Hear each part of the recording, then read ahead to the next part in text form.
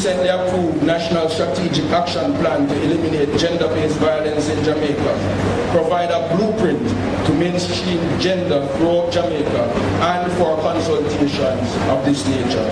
On behalf of the Minister with responsibility for gender, thanks for your contribution to the development of Jamaica's women, and I wish for you a fruitful discussion. Thank you, and the best of wishes to the Civil Service Association for the next 100 years of service to the women and men of the public sector.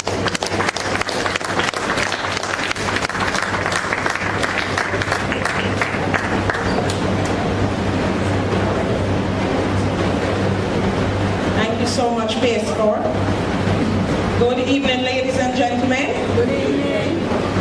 I am going to be following PS4, and I know it's not right, but I will stop talking today to acknowledge everybody that is here. So I'm going to say all protocols also. I'm so sorry, but we have to move as quickly as we can.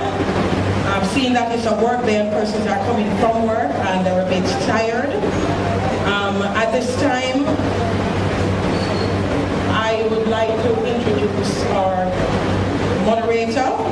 She is Miss Delona Flemings.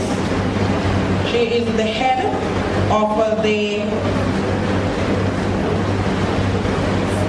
PR unit at the Ministry of Foreign Affairs and Foreign Trade, and she will be taking us through the rest of the program. So I'm going to ask you just to give her a warm welcome. Thank you so much, Mrs. Miles. So I spent a second, I was there wondering if you never remember, so me and you work together. Ain't this stuttering? Again, senior officials, ministers, of course the permanent secretary, all of the executive officers of the Jamaica Civil Association, guests, good afternoon to you all. Come on, man, we know not tired, I don't hungry, I don't want to go home and drink the ginger tea. And then get up. I'm assuming someone will get up. But like the DPP, remember, if you eat, the strength is in your back. And you will be ready to take on the world. Is that so? Yes. Come on, man. Is that so? Yes. Well, I'm really hungry for true. DJ? No. Is the band here? Adeza? Are they here? No? No. DJ? Sir? How are you, sir? I need you to play something for me because I need the audience before we welcome the beautiful presenters who will take the rest of the evening. I just need something for the audience to get up and feel alive again. Especially the lady in the blue with the glasses. You same one there. Is it Mrs. or Miss? Ma'am, what agency or organization are you from? That's right. That is all you do when you easy skanking. DJ, do you have anything for me? Something to get these people ready for my presenters. That's right. I just want you to rock and just easy with me. Come on. Let me see you. Do you know this song? Come on, just rock with me now.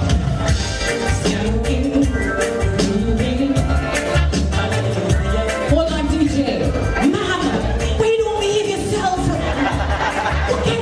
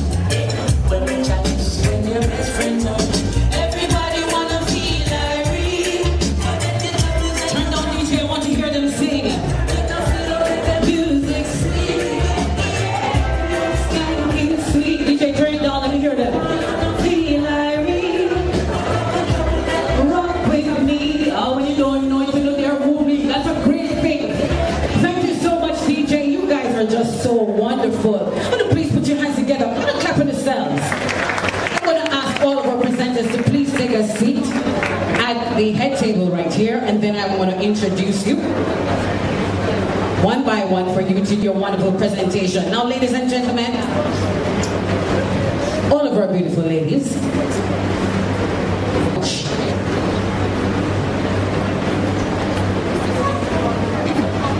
and of course, I will introduce each of our wonderful women before they do their introduction. But of course, as they prepare to wow you, this was an opportunity, of course, to market Heart Trust NTA. So for those persons who are still feeling a little tense, kind of hungry, kind of back pain up, because you have been driving all day, or you have been sitting around your table for so many hours, working, you can of course go over to the corner there. They give free massages. What else are you giving today? For those ladies who want to pep up their face, enhance the beauty that you already have, then you can get your makeup and your nails done. All of this is being done today. I don't know what time you're going to go home. Anywhere you go over there, it's 12 o'clock and you're going to reach home. So you can get your massage.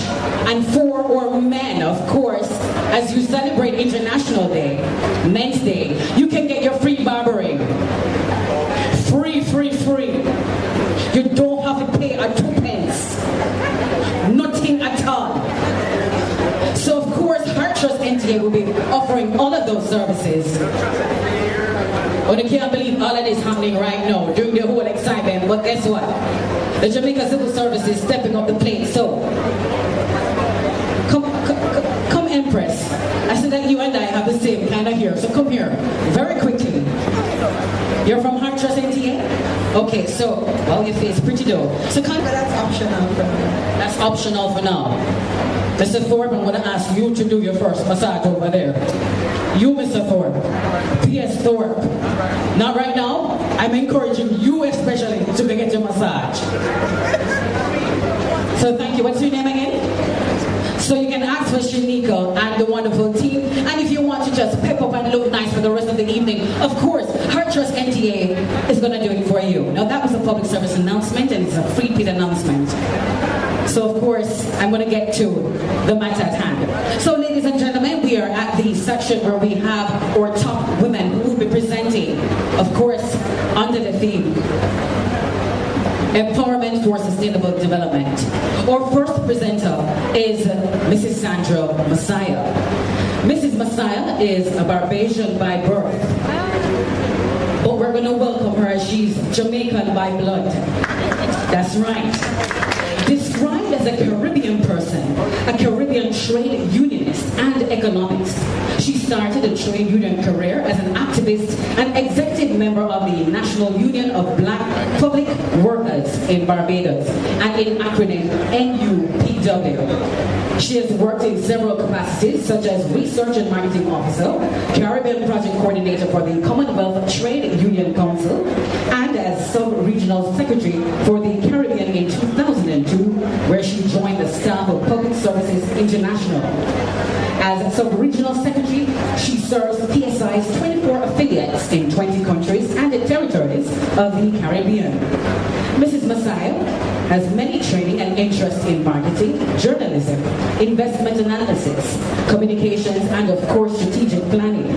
She has a wide array of skills, knowledge, and techniques which she applies to her work and interactions with the trade unions, unionists, and other civil society partners in the Caribbean and of course throughout the world. She is an avid reader and especially loves mysteries, spy novels, detective fiction, and of course science fiction. So ladies and gentlemen, please put your hands together for our first presenter, Mrs. Sandra Messiah. Mrs. Messiah, I was about to give you a song, you know. I was going to ask the DJ to play a song, so you just, you know. You're not like, okay, that's fine. No problem. So, please put your hands together for Mrs. Messiah.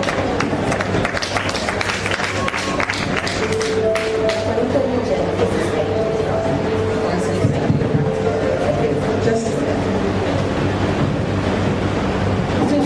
sisters and brothers. And I'd like to thank you all for attending and staying with us this evening. I'm not sure if our technical side is ready, but I'd just like to, for you to look at a short video. It's just about 2.5 minutes about sustainable development. Promises to make human rights better for everyone, everywhere.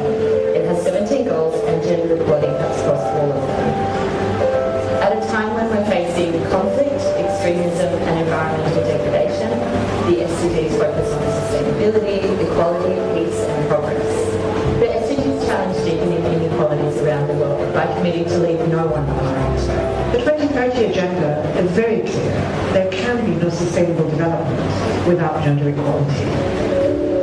In reality, however, gender inequalities are pervasive in every dimension of sustainable development. Globally, women and girls are overrepresented among the extreme poor. 330 million women and girls live on less than $1.90 a day. That's 4.4 million more than men. In nearly 2/3 of countries, women are more likely than men to report food insecurity. Despite recent progress, access to quality education is still not universal. Globally, 15 million girls will never get a chance to read or write compared to 10 million boys. Climate change has a disproportionate impact on women and children. They are 14 times as likely as men to die during a disaster. The majority of urban women are living in conditions where they lack access to clean water, improved sanitation facilities, durable housing, or sufficient living space. In many areas, the current rate of progress is too slow to achieve the SDGs by 2030. To turn promises into action, we need to step it up now. We need public action to tackle inequalities and discrimination. We need to invest in policies and programs and work for women and girls. We need more and better data to assess whether what we are doing for women and girls actually works. And we need greater accountability at all levels for commitments made but not met. Let's turn these promises into action and gender equality into a lived reality for all women and girls. Up to all of us to ensure the journey is successful.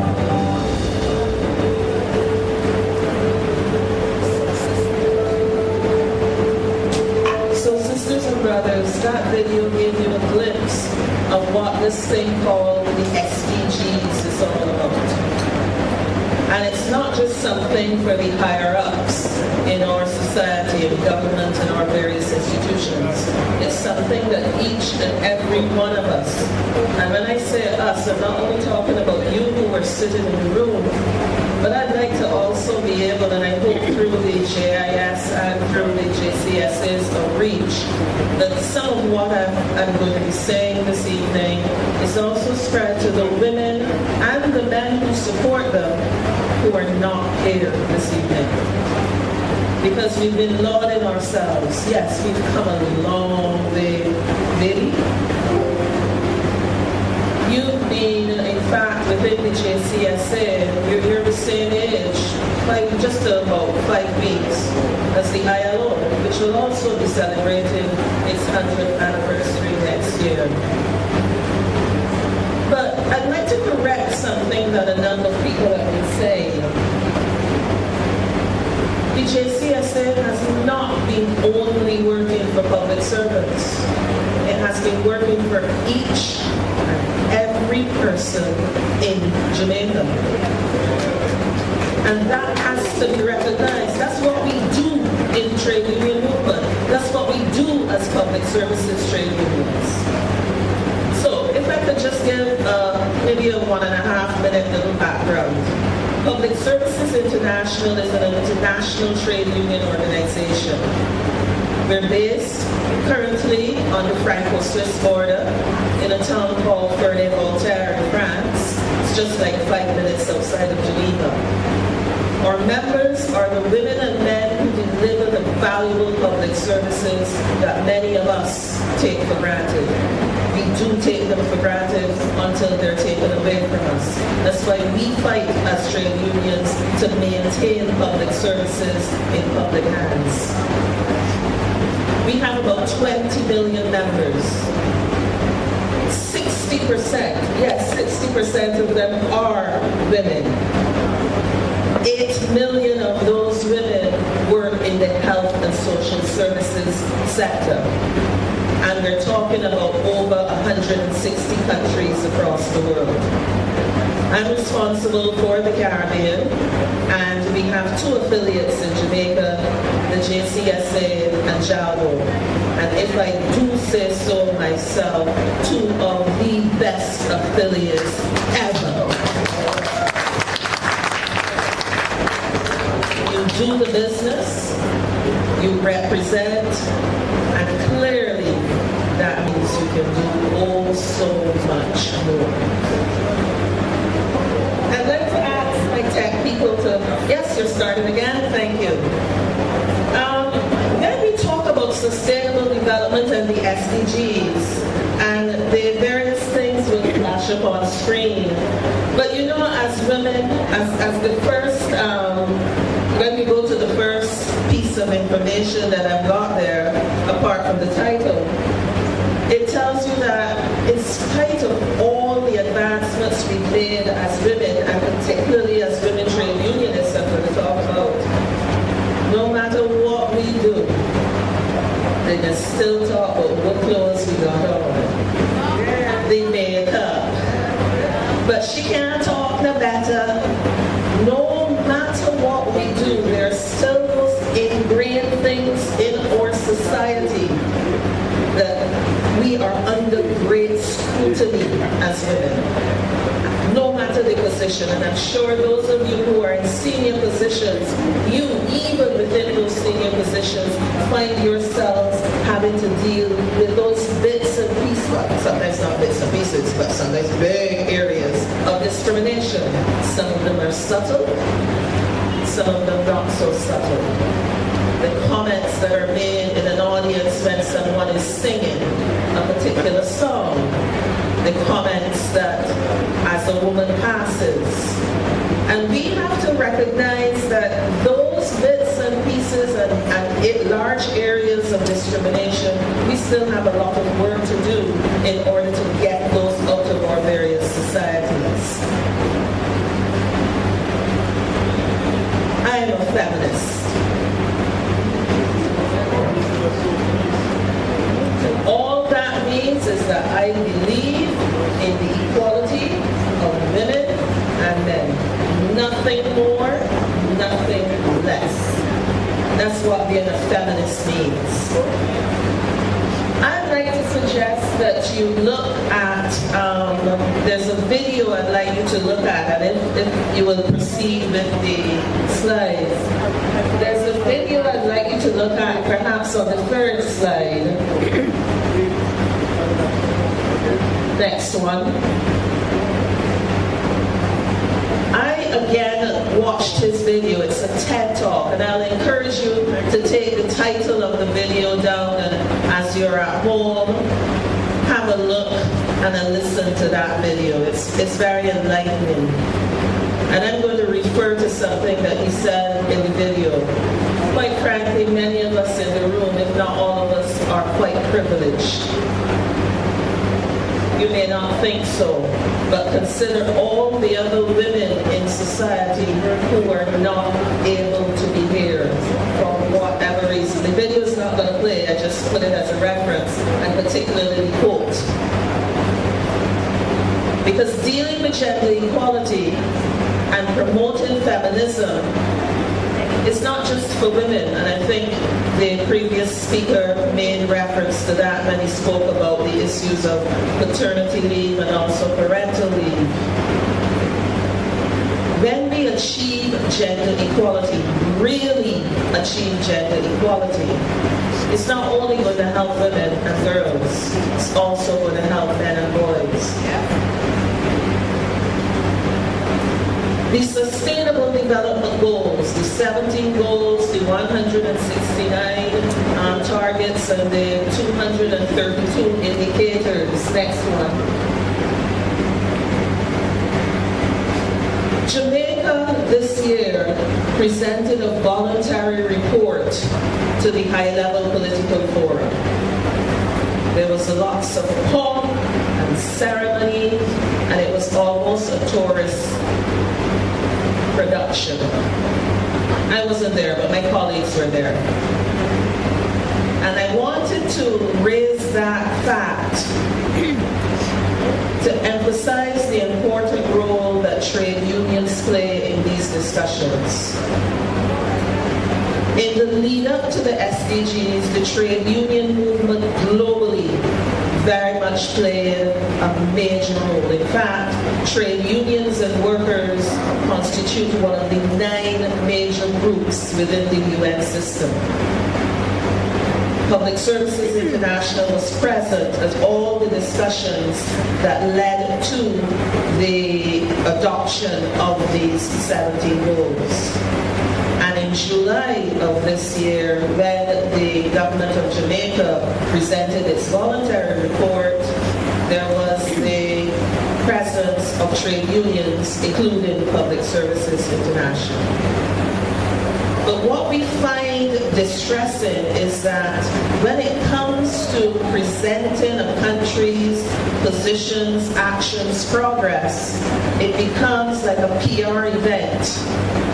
And I've noticed as well on social media, particularly from the PIOJ's Facebook page, there's a lot of activity about the SDGs. And I wonder how many of you, as individual members of the union, and if the union itself is playing an integral role in those caravans, I think they're calling them, those mobile discussions, those community activities. And if you're not, you have to invite yourself to do it. Because you cannot have your Vision 2030 without the voice of workers, because it is the workers in the public service who have to deliver on these goals. And this is a critical role for your union, and even more so for the women of the union. Gender equality cuts through each and every one of those 17 goals. Can I ask that people tell me by a show of hands who is a member of JCSA in the room? I trust that Tiffany has the membership cards, because I didn't see some hands. Recognize the sacrifices that the union makes, and recognize that yes, you may not be a member, and yes, you may be benefited nevertheless, but think how much more you would benefit if you were a member and you added your voice, your thoughts, your enthusiasm into working towards achieving the goals that we're all talking about and your Vision 2030. In a nutshell, what I'm suggesting and what I'm calling on particularly the women in the union, supported by those men in the union who are willing to admit that they're feminists. I remember a time, here comes the little story. I remember a time talking to President Grant. And I was just trying to tease him. So I said, so O'Neill as a feminist, no, I am not a feminist. So O'Neill. And I had to give the lesson. So O'Neill is now definitely a feminist. Anybody else who wants to admit that they're a feminist who's a man? Let me deal with this thing about International Men's Day. I am not a supporter of International Men's Day. Because quite frankly, every day is International Men's Day. But since it exists, I hope that on International Men's Day, they take the opportunity to discuss, explore, and start putting into action the things that they will do to promote gender equality. I think that would be admirable. So, what are some of the things that you're going to do And you can continue Patrice for the slides. There are things just there to trigger. Are you angry about anything in Jamaican society? And if you're angry about it, what are you going to do? Are you just going to throw your hands up in the air and say, well, I by myself can't do anything, oh, the others don't deal with it, or somebody else? That is why we have trade unions, because I believe in collective action. And it is through collective action that you can determine what your future will be. The future isn't handed to you. You determine your future. And certainly through the collective action within your union, I believe that this is an important way of you talking about sustainable development and making sure that you can make your contribution to that sustainable development. And again, not only in Jamaica, but it will also spill into the rest of the Caribbean and indeed across the world. So are you taking any action as women, as feminists within the JCSA? What are you doing about these issues? Do you have a passion? Do the women of the JCSA through the Women's Action Committee? Now, interesting, that's your name, right? Action? So what actions? Other than tea parties, and you know how I feel about this tea party thing. Other than tea parties and walking and running, and what action are you taking to deal with the passions that you have, to deal with the things that you say are not right in your society, and what role can you play as feminists within the Jamaican Civil Service Association to make things better? Who are you bringing along with you? Who are your allies? What are you really doing, or are you just sitting on the committee? And I want you to think about it very, very seriously. Can I be really frank? I'm looking at President and the monitoring officer. Yeah? One of the things that I think pulls us back a lot as trade unionists, and particularly as women in public sector trade unions, is that we do not recognize how privileged we are. I heard all the talk about, low paid, overpaid, and overworked and underpaid. What about the people, the women out there who aren't being paid? What about the women out there in your society who are overworked but are not being paid? Because we don't view housework as work. We don't pay for housework. We don't pay women for the care work that they give to our families when our mothers, fathers, grandparents, aunts, uncles, nieces, nephews, anybody else in the family is ill. I spoke to one of the maids at the hotel I'm staying at today, and she was telling me about the fact that, because I wanted to know how many rooms she had to do per day. She said between 10 and 12 rooms. But then she either has to do her housework first, then come to work and do another set of work. And if she didn't finish what she had to do at home, she then has to go back home and finish it. And if the bus ain't come in time, she gotta walk to work. Luckily, she lives in Kingston. Are we thinking about those women? Do we ever give a thought to whether our work, our purpose in being in the trade union movement, in advocating for public policy that your PS spoke about? Because that's what we're talking about, developing public policy that not only helps our women and men in the public service, but we're talking about creating a prosperous society. And that means, what they say, leaving no one behind. But there's a thinking now that what we are doing in our various societies is that we're actually pushing some people behind. So I'd like you all to think, and particularly our women within the public services unions, are we thinking about what are we doing to understand, first of all, to work with, second of all, and thirdly, to take action to concretely help those women out there that sometimes we may scoff at, that we don't really know, that we don't pay attention to, because we are a bunch of privileged women in this room. And it's all well and good for us to talk about the white people who are privileged and the men who are privileged, but are we outside of that, or are we repeating that thinking? What do we do? And those women of the JCSA, automatically as you're a member of the JCSA and you're a woman, you're a member of the WAC. And I urge you to play your critical role in doing that.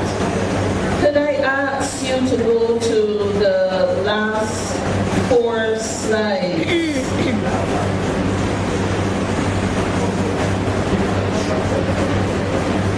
Some quotes from Shonda Rhimes, and those of you who like watching, what was the most famous one? Scandal. And these are some women in our trade union movement, internationally and regionally, who have made a mark by taking some action. You're all wearing the pins about stopping gender-based violence. And I dare say it's not every workplace, it's in the world of work, because there are violent acts against women as they walk the streets, as they stand by the bus stop, as they come to the union, as they go in the church, in every walk of life. And therefore, we must not only confine it to the workplace, but recognizing that wherever women work, there is some form of violence. And I hope that you have been giving your support to your union, and also helping your union to make the push that the government of Jamaica will vote yes to the convention, backed by a recommendation calling for the end of all forms of violence, gender-based violence, and harassment in the world of work. That would be the greatest thing that you can do in your 100th year. Sisters and brothers, empowering women for sustainable development is not just words. It's looking very critically at those SDGs, identifying the ones that you want to target, monitoring what they need, and is the report that the authorities send up accurate, or is there another side to the story based on your discussions with your members? You have a right to prepare your shadow reports to the UN, to the ILO, about various conventions, and whether it be a voluntary report or a CEDAW report or any of those treaties to which your country has signed on and has an obligation, it has to submit reports. So monitoring is a critical area of work, and I would suggest very strongly that you within the JCSA examine very carefully how you can do that. You've got tons of skills that are available in public service and therefore available to you through the membership of the JCSA. And yes, you can empower women for sustainable development, and also to recognize that without gender equality, there will be no sustainable development. A lot of times it pays to get there late than not to get there at all. And so that's why I made the effort, even though it was 2.5 hours after the start time. But let me begin by making some acknowledgements. I see Permanent Secretary for the Ministry of Culture, Gender, who's representing the Honorable Olivia Grange. I understand there were other ministers here. Honorable Xavier Main, see Mr. O'Neill Grant. I see DFS Wayne Jones. But just let me say good afternoon to all the distinguished ladies and gentlemen here this afternoon.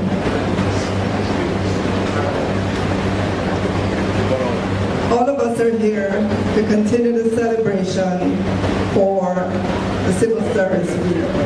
And I think this forum is a good continuation of that celebration. The topic of it is empowering women for sustainable development. And this is a topic that has been discussed the world over. Because when you look across the world, women are the backbone of homes.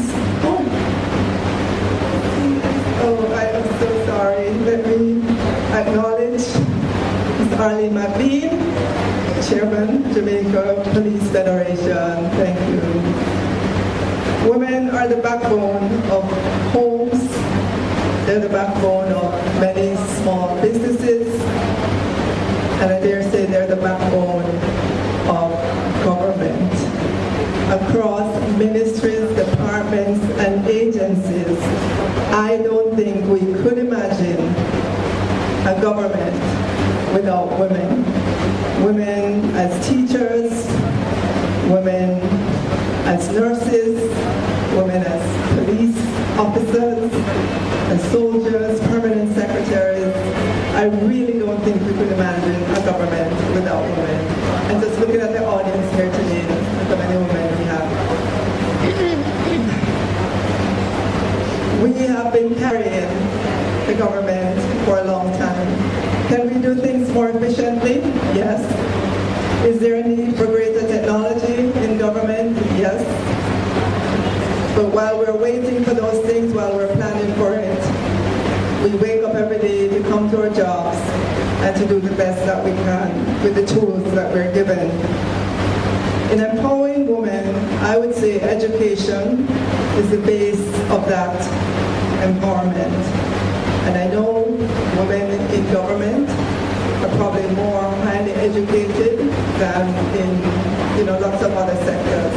So education is probably not the issue there. But I want to say to you, wherever you are on that spectrum, examine what you have, see what the gaps are, take some steps to improve it. And I say that because the Jamaican economy is evolving, it is changing. There are new opportunities that are going to be created, that are being created, and even though you have a full-time work right now, there are many of you that are approaching retirement. When you retire, you still have many active years left that you could be looking at other things to do to fulfill on your retirement. The Jamaican economy is producing opportunities that women can take advantage of. Women outside of government, women inside of government.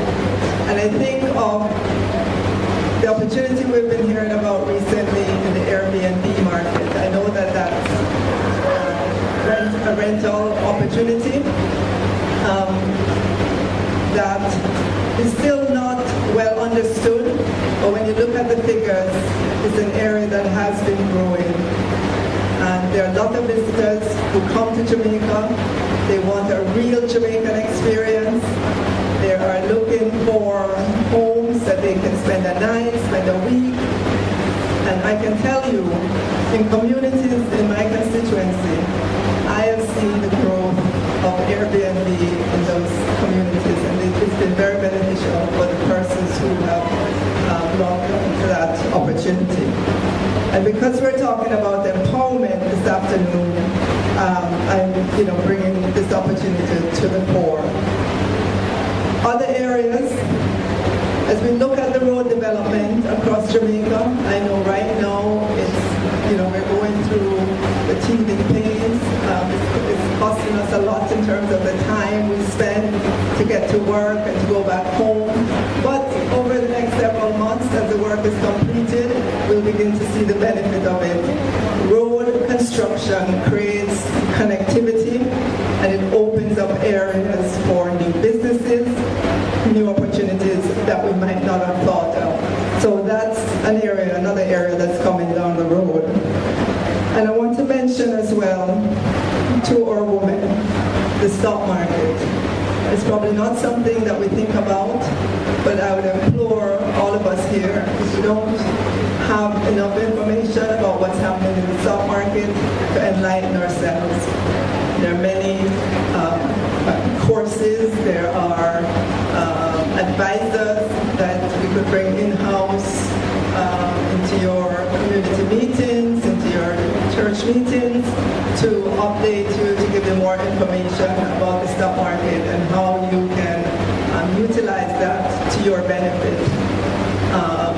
There are opportunities there are companies that you know of, you know the services that they provide, you use it every day, but how do you invest in those companies? How do you or your family members invest in those companies? It's not a mystery, but people need information in order to take advantage of those opportunities. We need all our women to be empowered in a number of different ways, because we don't want to leave them behind. I know already women are good business persons in a lot of different ways, whether it be the woman who is at Coronation Market, who has to go to buy the produce, ensure that it is transported in good condition to the market, negotiate once she gets to the market, and ensure that she goes home with a profit. It's good business, even though you might consider Caribbean. She has been a long-standing activist in gender and development in Jamaica and the wider Caribbean for over 20 years. In her capacity as a gender and development specialist, she has facilitated workshops and provided training and advice on policy making to numerous organizations in the public, private and NGO sectors. She has presented at regional and international conferences on a range of issues, some of which include gender and trade in the Caribbean and gender and development policy in the Caribbean. Ms. Wennerburn is also a member of Development Alternatives for Women of a New Era, Dawn Caribbean, the Caribbean Policy Development Center, and the Association of Caribbean Economics. She has also been an active member of Women's Media Watch in Jamaica since its inception in 1987, and is currently board member on several NGOs. Ladies and gentlemen, please welcome Sister Judith Wennerburn as she will give her presentation.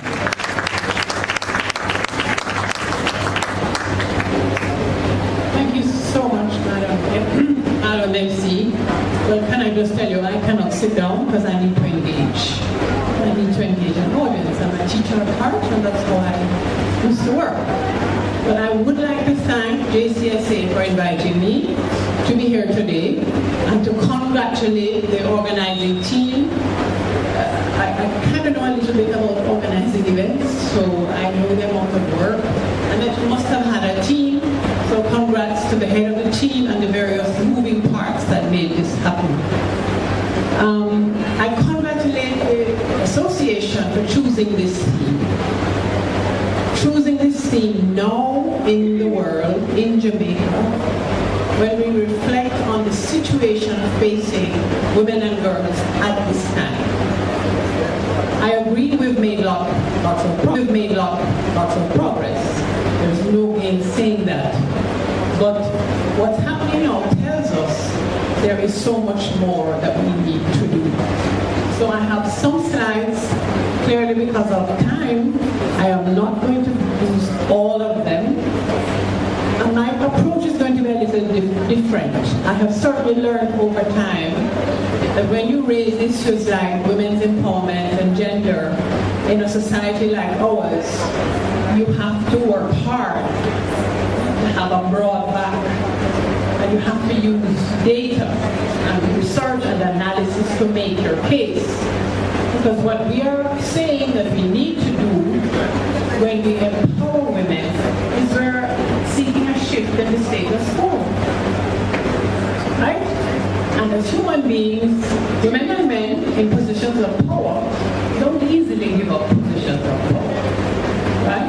So what I'm going to do is share a couple of slides which speak about the global situation, and then some information on the local context, which is where we are in now, which is where members of the Civil Service Association have to work, and then put some questions which I'm going to throw out and ask that you consider, Mr.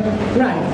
So I start by asking us just to acknowledge and understand that there are some barriers.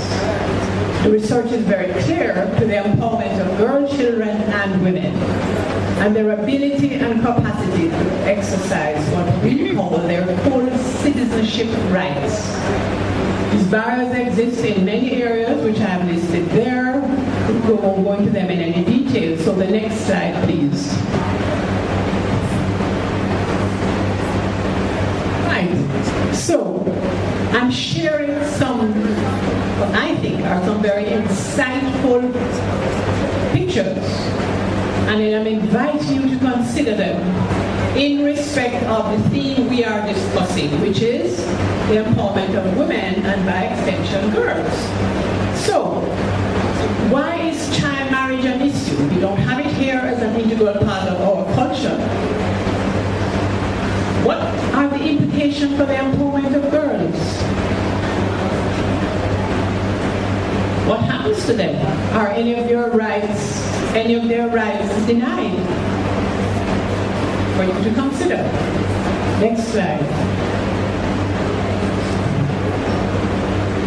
A child born to a literate mother is 50% more likely to survive past the age of 5. That's what the data says globally. Why is the literacy of the mother identified? What do you think?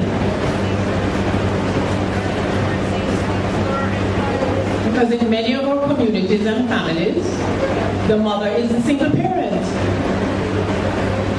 We know that the best of children have a mother and a father, but we are dealing with our current reality.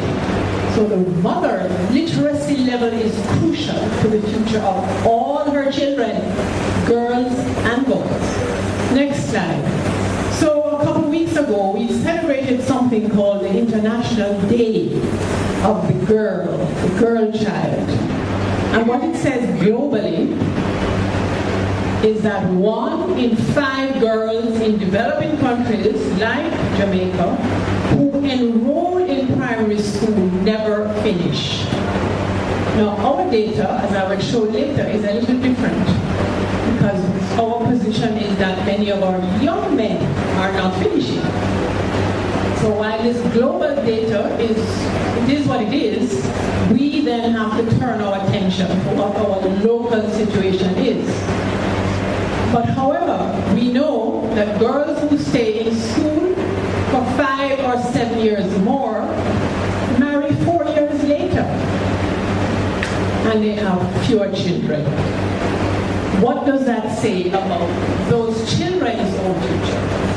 And about the ability of those mothers to look after them if they stay in school long enough to be able to make a difference in those children's lives.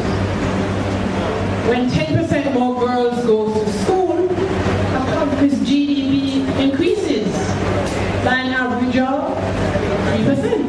That's the global figure, and I'm pretty sure, Madam Minister, with the data here, we will find the same. Yes, next slide. ICT. Jamaica prides itself in making great advances in making access to information communication technologies available. And we've made some good progress. But globally, not many people are not connected to the internet, and they tend to be amongst the poorer, less educated, and rural women and girls. Do we know what that figure is in Jamaica? Do we know what percentage of our rural families have access? And therefore the implications of that for those families. Next. This is a beautiful poster, if you could have seen it live. but I'm just going to read it. It says 70% of the world's poorest are girls and women. But when a girl attains her basic human rights, girls with secondary education are 6 times less likely to be married as children. So, in Jamaica, we may not have the problem next slide please of child marriages, but we certainly have young girls who become sexually active at very young ages. So we're not out of the woods. Yes? For those persons interested, you can access this poster. Around the world, millions of girls organized through UN Women came up with a declaration of the girl child. They felt it was necessary to put in writing how they felt about themselves as girls, their rights and their possibilities for the future. Okay, next slide please. So we're going to look at a little bit about us. And I implore you, brothers and sisters in JCSA, Jamaica in the region has one of the best statistical institutes. Right, Madam Minister? Yes, and PIOG. Make use of it. It is valuable in trying to make your case for anything. In particularly when we're dealing with women's empowerment. So there are some of the rates that I dug up yesterday. Notice, this is a new format that Stafford is using, which speaks about how much higher female youth employment rate is versus the male unemployment rate. So think about it, brothers and sisters. If our female youth employment rate is so much higher than the male youth employment rate, what does that say about the life chances of those young girls?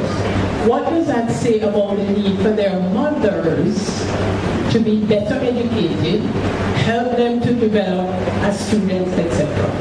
Next slide. Right. On-account workers, we know, are mostly in the informal sector, but notice how many more of them there are who are male. We really only have 16.7% of women who are ministerial level positions. And then this is where we have to pay attention to the role and the capacity of the mother as a woman to deal with the gender gap that widens when our young men don't make it through upper secondary school and don't make it to university. So that's one of our particular challenges. Yes, next. Okay, so survey of living conditions, brothers and sisters, is very useful for us to understand how do people spend their money in households. So we know that these are the 4 main consumption expenses, regardless of, in households, regardless of where the households are, which communities, wealthiest quintile, poorest quintile. It's important that you notice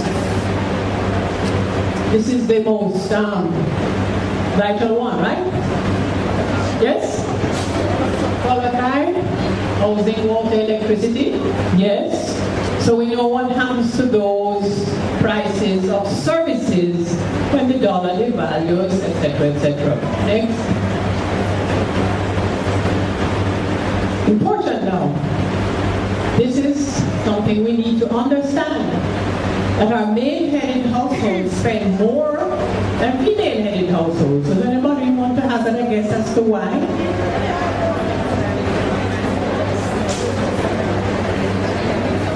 That's what Satin says. I'm in survey of living conditions. Why? But it's true. Why?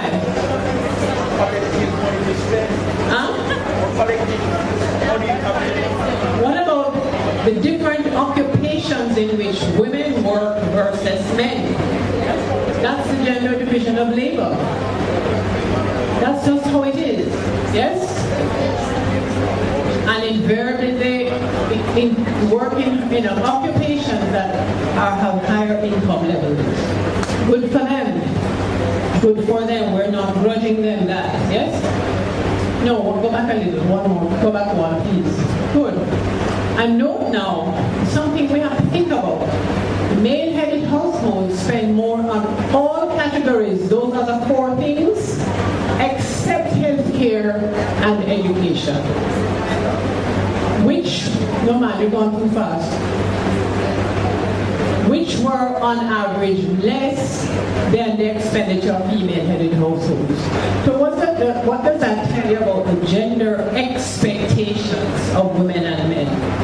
Who is normally the person in the household that takes care of the caring?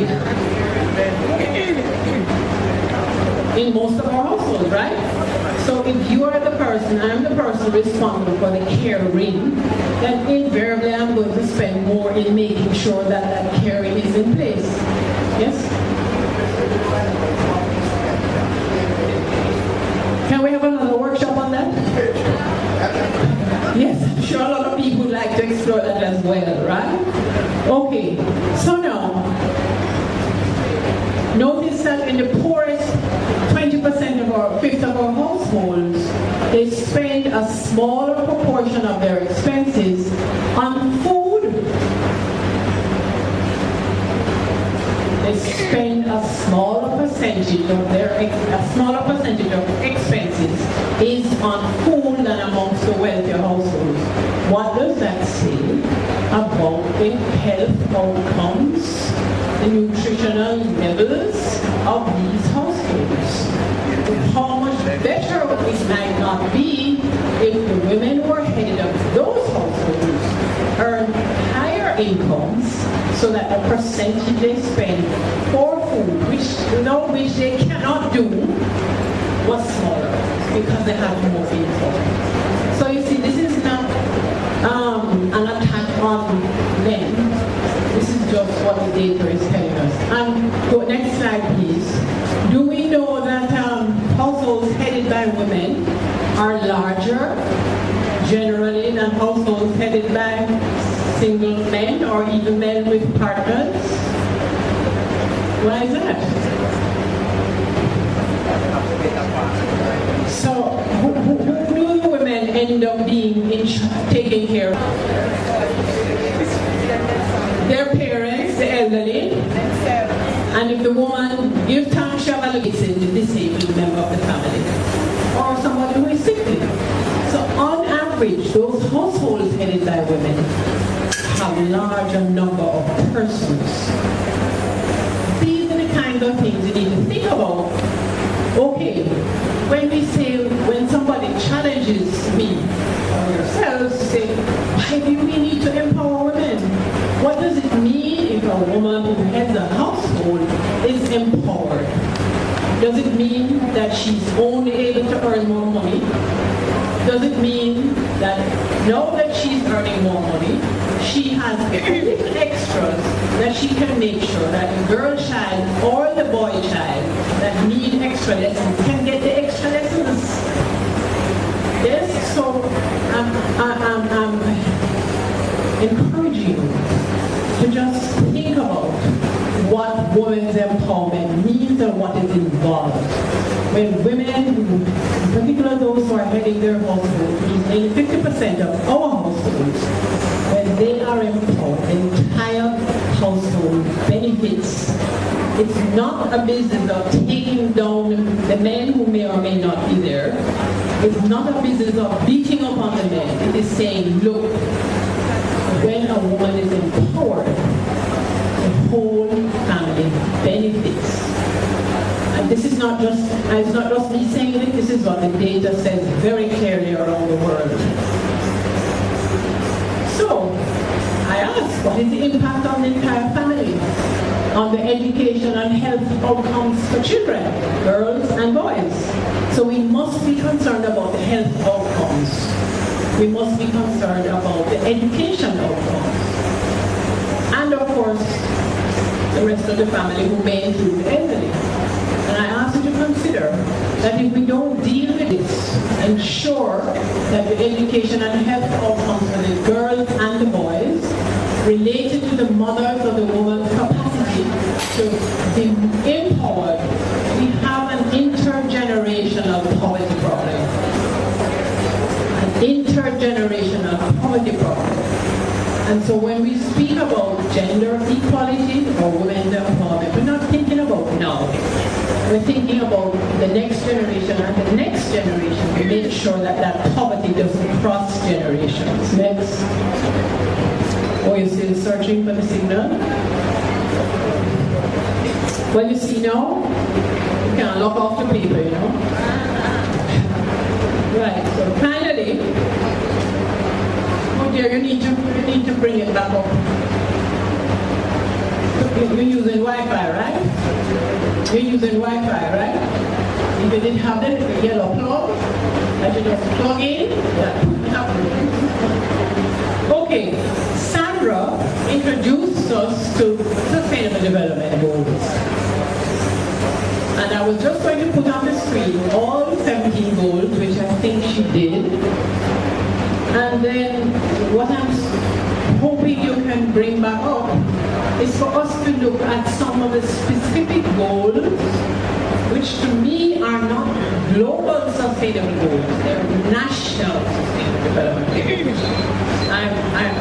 I feel that we have to embrace them for us, right? So, the first goal is no poverty. Is that a goal that we would like to embrace? Of course. The second goal is zero hunger. How about that? We cannot not embrace that as a national goal for ourselves. And it is probably already in sync with the country's poverty and alleviation program, which has been running for decades. The next goal that I've extracted is quality education. Is that something that's also a national goal of ours? We want our children to have quality education. And then there is goal number 5, which is gender equality. So of those 3 goals I mentioned before, no poverty, zero hunger, and quality education, think about it. Think about whether or not and how and if, but I am reasonably sure that amongst those sustainable development goals, there is a space for your sector, right? So I'm encouraging you to think about how gender equality and women is cross-cutting across all of those sectors. And I'm going to reflect for a short while, many decades ago, before many people in this room had as many gray hairs as I do. I used to be very active in the regional civil society community. Our vision was very close between the civil society ones and the trade union ones. The weak kid in the block was the private sector. So now I'm asking civil service now, are you in a position to make those kinds of contributions in a concrete and intentional way? Dialogue about public policy. I think that's what Sandra was alluding to. Your voice needs to be there. It needs to be there. We talk about a tripartite arrangement, right?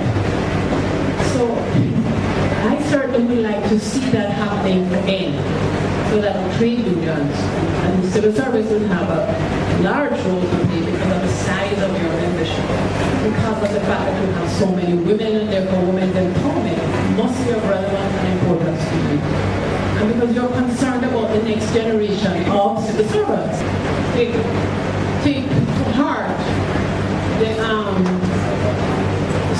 sustainable development goals, embrace them as national development goals. They will present themselves in many parts of government policy right now, certainly national policy on gender equality. What are the messages in this graphic? Who do you see? You see families. So you see women, men and children. you see men, you see girl children, and you see boy children. That is a gendered approach to dealing with poverty. And that's what we're saying. But to understand what that means, we have to have the data and the analysis about poverty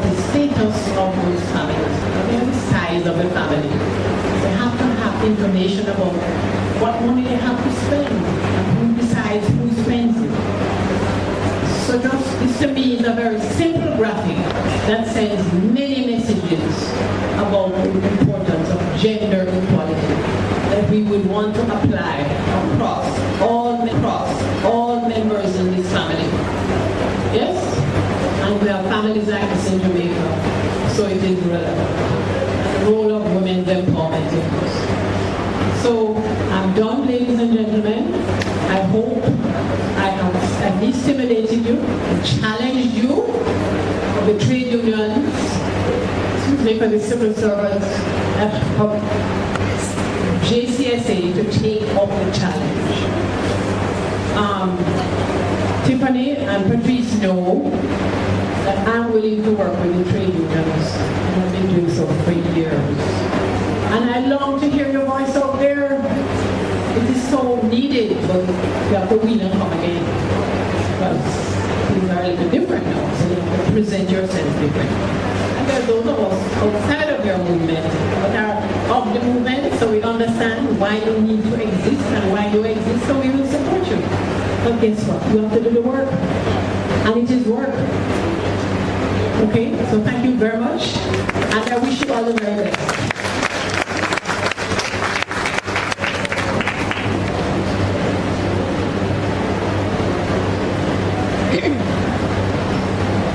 Thank you so much, Sister Wilbur.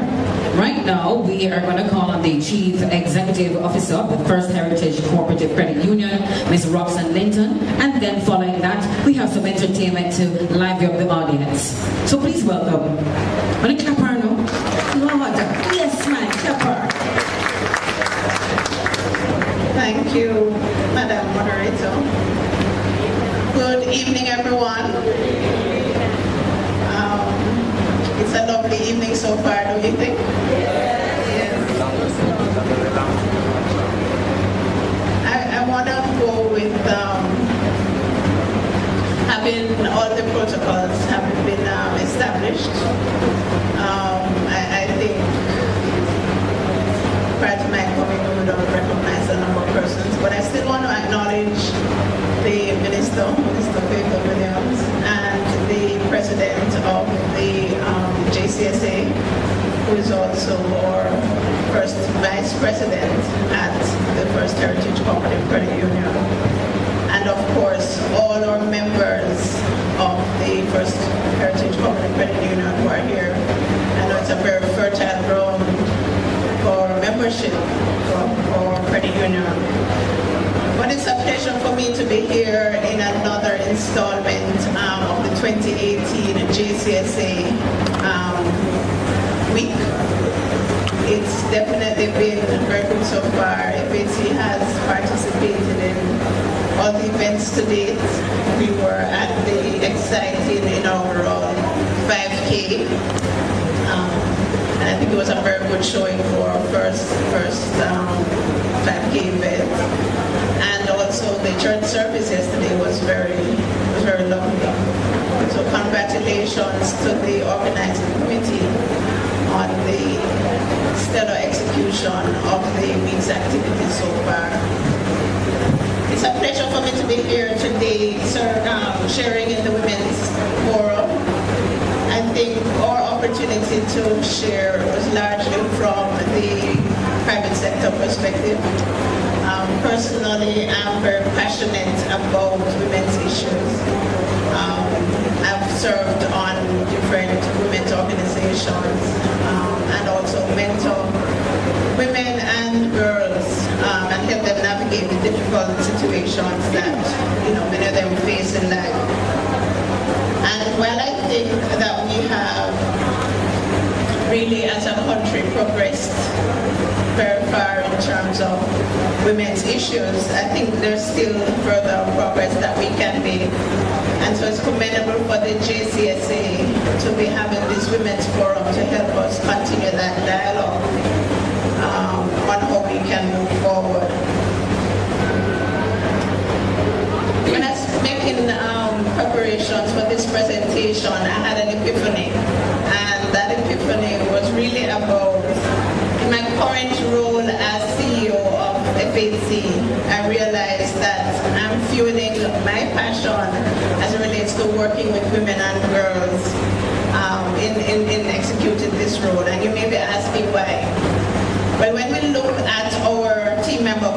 population at FHC, 72% of our team members are females.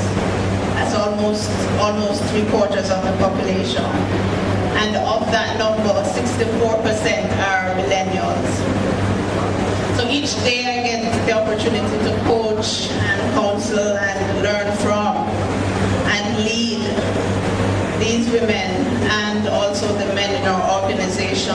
And today this has really been a fulfilling journey. I'm also recently a member of the credit union movement, just about 2 years. But the movement itself has also benefited significantly from the leadership of women in the movement. Currently we have about 10 CEOs or general managers leading credit unions. So of the 26 credit unions, there are about 10 women leading the organizations there. And we've also benefited from the service of one stalwart, one female stalwart, Mrs. Yvonne Bridgard Harris, who would have served and continued to serve the movement, but for decades. She would have been the president of the Apex organization here, the Jamaica Cooperative Credit Union League, and would have also served on the board of directors of the World Council of Credit Unions. So we see the impact women are also making in the credit union movement. So this segues into the first point I want to make today, and I'm just going to make 2 points. The first point is really around embracing our uniqueness as women leaders. Who we are as women and our innate orientation, I think, is very valuable in the world, and we need to embrace it. Some of the presenters previously mentioned around us getting to know who we are and what we bring to the table.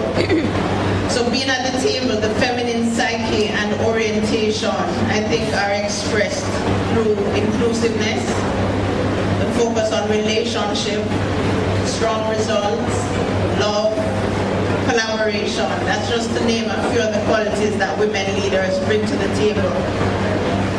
So as women, we need to understand this value and harness our strengths as we contribute to the development of our country and our various organizations. Recent statistics indicate that 59% of managers in Jamaica are women. Hence, there's the significant opportunity to influence and bring about good outcomes in different ways. So I encourage you not to get distracted with the stereotypical opinions about women leaders. And I know, Sandra, you were alluding to some of that earlier. They're bold. There are lots of comments about how women lead. Some may be true, but there's always the opportunity to change. But I encourage us to stay anchored in the knowledge that our uniqueness is valuable and brings significant value to our world. It was Marion Williamson who said, when a woman rises up in glory, her energy is magnetic and her sense of possibility contagious. So let's continue to embrace our roles as female leaders and bring that world of possibility to our various spheres of influence. My second point is on economic empowerment for women. At FHC, we facilitate a number of opportunities for accessing financing and business capability building for women. As a matter of fact, over 50% of our micro small business owners are women. And our officers spend a lot of time working with whether existing business owners or prospective business owners, doing the business coaching and helping with ideas around how to expand, how to get started, and so on. And the research shows that women usually represent good credit risk because more likely than not, they are the ones who are going to be repaying the loans. So So we know that when we create an enabling environment for women to empower themselves through micro and small business loans, we not only help a woman as an individual, but we help families and communities. So fostering this enabling environment will lead to improved economic outcomes and sustainability for our country. So as we focus on women, we can't lose sight of our girls, and providing the support from early we think is very important. Helping to create this strong self-esteem and values is critical. One of the community responsibility initiatives that FAC will be embarking on in 2019, I'll just share with you, is around building that economic literacy in our young persons.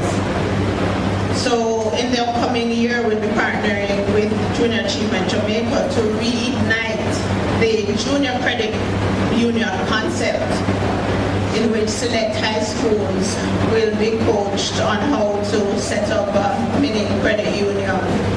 And the leaders in that mini credit union will be the actual students from the high schools, playing the roles of CEO, CFO, marketing roles, and so on. So they'll be getting the real life experience in terms of starting to think through what are some of the activities involved in, maintaining a business. And so that is going to be critical not only for girls but our boys as we help to build that economic literacy. So this is an exciting opportunity, we think, and it helps to plant the seeds of the credit union philosophy, which we know we want to continue, people helping people, and also the seeds of the business literacy, the economic literacy with our younger generation. So I think, as I close, we all have our roles that we can play in our respective areas. So the call to action that I leave with you is that whichever role you're playing, you have the opportunity to contribute to the development of our women and our girls. And I want to charge you with that, to find that space that you can make that contribution and do just that. So thanks for having me, and have a good evening. Continue to enjoy the rest of it.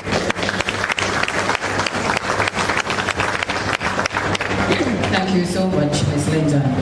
So, of course, before we welcome our final presenter for this evening, we have a little entertainment for you, just to livelihood on hop via second, or for a second. So I'm going to call on, of course, an all-female band, and they are called Adaze. And that means love, respect. That's what they stand for, love, respect, and empowerment. And the name Adaze means King's Daughters. So of course, ladies and gentlemen, this is a time that you just want to just easy back and just enjoy the performance. So let me just introduce them while they get ready. So we have on the drums, her name is Tash. Tash, give me something on the drum, Tash. Easy. And on the keyboard, we have Carissa. Carissa, give me something now. Praise him. Hallelujah. And of course, on the bass, we have Shabani. Shabani, give me something though, please. That's right. And of course, the lead singer, Gabina. Gabina, sing something. Just say something. That's right. So of course, ladies and gentlemen, you know I want you to clap now, because we need to motivate our women. So hold on. Hold the please put your hands together for Adaze. Alright, hold on, Adaze. Them just a warm up now, become want to hear the screams and all of this excitement like, you know, you're on the Grammy, you understand? Right? So you can vote 1-888-2453. 1-888-2453. They have digital, they work for both networks, digital and live. Empowerment of women, trust me, we're very important to our society, and I'm happy that we're now doing this. Respect.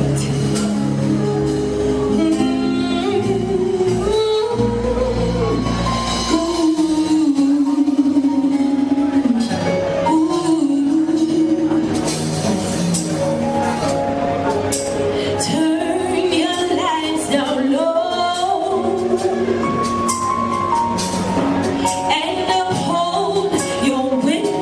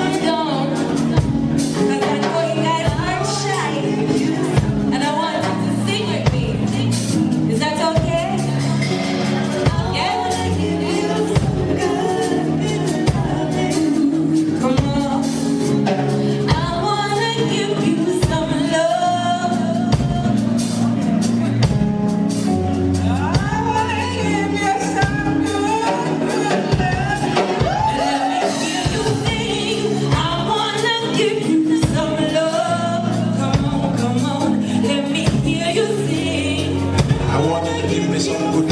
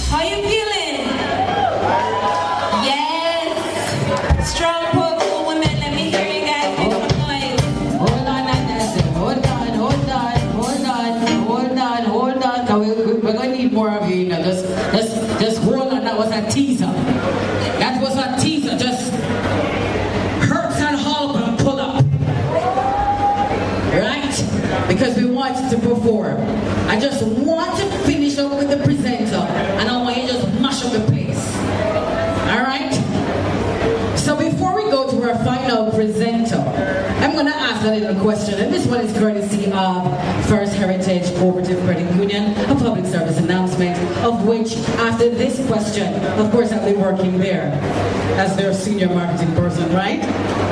Miss Linton? So Miss Linton mentioned at the lectern that she's fueling our passion, working with women and girls. She stated that 72% of her team members are women. I want someone in the audience to state the percentage of women that are millennials. If you can do so, then you can win a prize courtesy of First Heritage Cooperative Credit Union. You want to try, sir? No, come here, sir. What did you say? You have to talk low. You kind of hear 59%. Ma'am? Yes, you are the winner. It's not 59%. What were you listening to? 72%. And then she said 64% are millennials. So, ma'am, could you come? After you win the thing, I know you're shy. Come on, man. Come and win. Come on and welcome you. Yeah, come on. Listen. Remember that you know me. Please remember. You want me to give it to someone else? She can't win? Well, let her choose someone out of the audience that you think should win this basket. You're going to ask another question? All right. But she's a member. She's a member? How could you? Okay. How could you? I'm going to pray for you. You're listening. So my next question is, what is the position of Mr. Grant at First Heritage Cooperative Credit Union, the first person who can reach me? Listen, not even he'll stop you. Hi. Well, that's what you took. Mr. O'Neill Grant is the first vice president of First Heritage. Is she correct? Boy, I love the confidence. Yes! Mom, please remember that you know me, okay? And there's something out of that we can share. Because remember, I gave you the answer. Especially the biscuit, the bread and biscuit bad. Oh, you're so sweet. So is your daughter is coming up next? That's why you're hyping on me like this. Oh! That's why you're ready to take my mic and tackle me. Well, of course, since the mom of the last presenter has actually threatened me and told me that I can't get anything out of the basket because it's for her one and only honey bunny, Sister Graham is a dynamic individual who delicately juggles many responsibilities and knows that being a mommy to her two precious children is the best one to date. Since entering the public service in 2007, her professional career has spanned several roles, including project program coordinator, corporate planner, legal research assistant. Her qualifications spread across the fields of international relations, political science and law, strategic planning, project management, and policy formulation and research. She holds a Bachelor of Science degree, honors in international relations, which is also her major, political science minor from the University of the West Indies.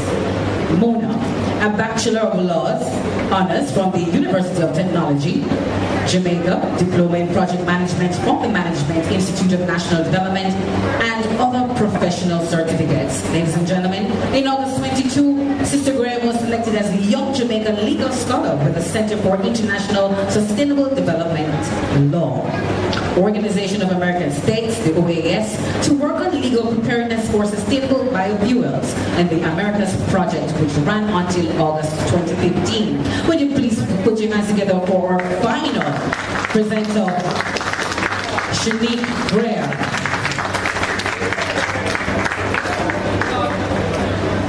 And the daughter of a civil servant. Oh, that's right, everybody scream. The daughter of a civil servant.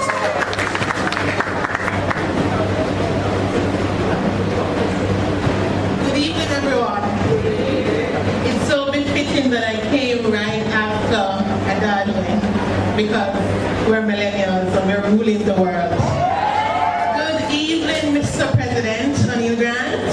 I see Honorable Favour Williams, Minister without Portfolio, Ministry of Finance, Mr. Denzel Thorpe, representing the Honorable Minister Grange, former President Mr. Wayne Jones. Good evening, everyone. Welcome. As you heard, my name is Shanique Graham. I am a baby of the trade union. I grew up in the trade union. And so today it was an honor to be asked to present here because my mommy tread these very same grounds many years ago. Millennials in the workplace just because I represent a millennial. So we talk about young people getting qualified for work and for the job market, but we do not talk about when they get qualified and what they face when they get into the world of work. And so today I think about it, and when you think about it, the age discrimination is a critical factor that can prevent empowerment of both women and men as young people in the workplace. So before we start, let's define what discrimination is. So the Oxford Dictionary of Law defines it as this: treating a person less favorable than another on the grounds unrelated to merit, usually because he or she belongs to a particular group or category. And today we're talking about the millennials, that group. We are discriminated against because of the age. And there's stereotypes that's always afforded to us because we are of that age group. The many faces of discrimination, as you will see. And so today we're focused on age discrimination. Discrimination against millennials. Millennials are defined as those born between 1986 and the 2000s. And so for that, I fall squarely there. It's known as reverse age ageism, and it is a new form of discrimination. So many times we talk about discrimination on the basis of gender, on the basis of class, on the basis of race, but we often do not speak about the age discrimination that we face, especially in the world of work.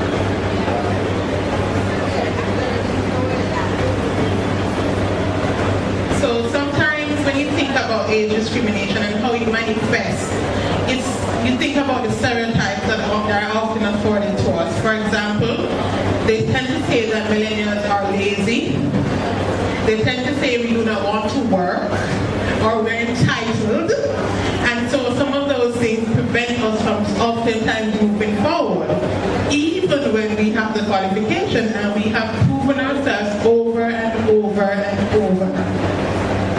And so when you think about it almost inhibits us wanting to push in the workplace because we feel as though we push, but then there's age. And then you almost come up at a roadblock. Oh, you're not old enough to do this. Or you're not experienced enough to do this. And so we face that a lot in the public service, but it's not spoken of. Because one, maybe we're not as important contributors to the public service. But what we recognize is that young people are pushing in the workplace, we're pushing innovation, we're pushing the envelope, and we're doing things a new way, and sometimes often even more efficient than what was being done before. And so, can you play that for me, please?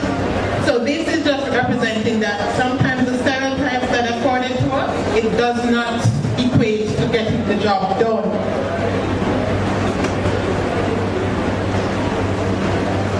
I'm sorry, there's a little technical difficulty. So what this clip was supposed to show is she went for a job interview, but she didn't look the part of what the typical person is supposed to be because they said she was too young, she wasn't dressed a particular way, but she had all the qualifications.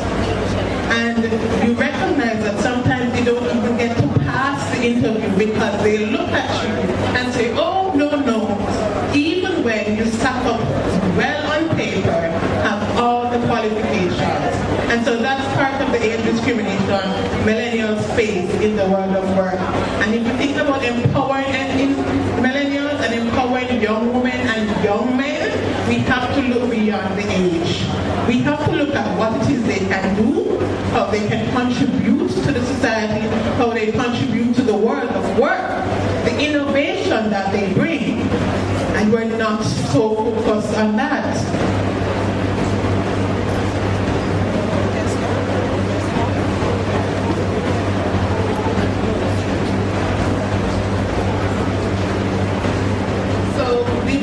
Myths of millennials, true or false, and this is something for you to think about. When you think of yourself as a millennial, or you think of those millennials that you know, are some of these myths that you face, or that you hear that they face, true or false? Millennials bring innovation and fresh thinking, leading to more growth in the long run to many companies. Millennials are idle in the workplace. They do not add value. Millennials party a lot, show up for work late, drunk and want to leave early. Think about it. They've stereotyped us to the fact that we party, we're not focused, we don't contribute. But at the end of the day, when you look at our resumes say something different.